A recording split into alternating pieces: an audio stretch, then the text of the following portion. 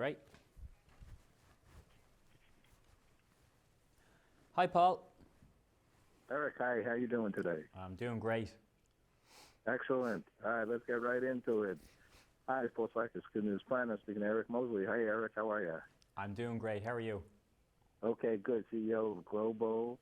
And you've co-authored a Power of Thanks about small words can cure big problems and energize the workforce. I can't read my writing here, Eric. I'm telling you straight out here.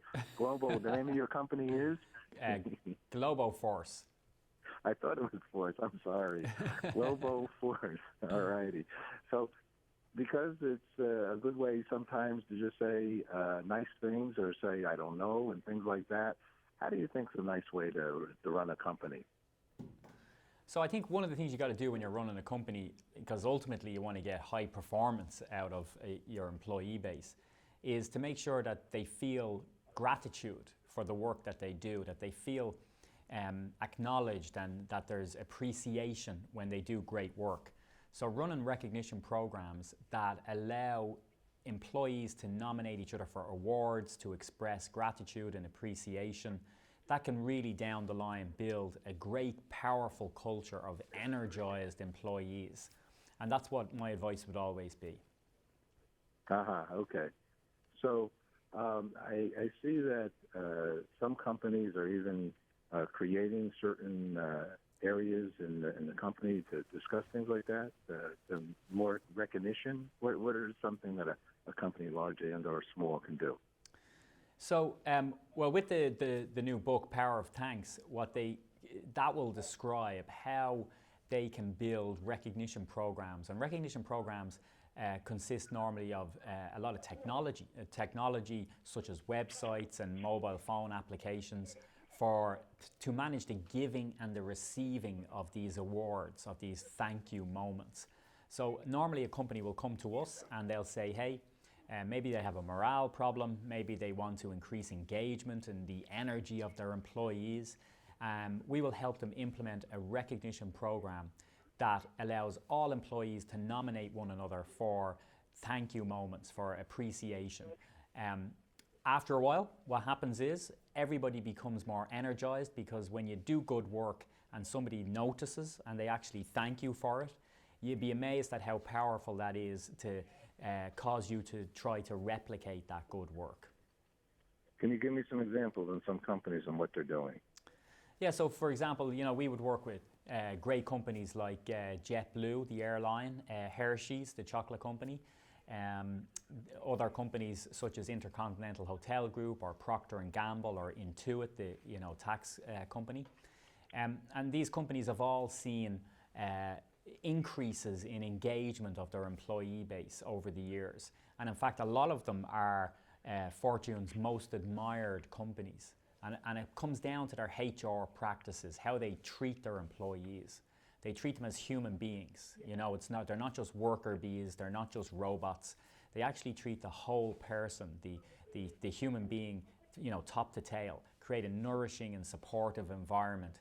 And you'll get the most out of employees. They will pay you back with loyalty and hard work if you treat them like a human being. So does a company like Hershey's give them some nice dark chocolate and JetBlue sends them to the Caribbean? They do both of those things as well, but they also give a lot more choice because they want to broaden the suite of things that an employee can get access to. So, 1 minute they might have or 1 month they might have a weekend away, but then, a couple of quarters later, it might be that they want to buy an iPad or they want to, get some new wireless speakers for their house. So having choice is essential in situations like this because we all have diverse tastes.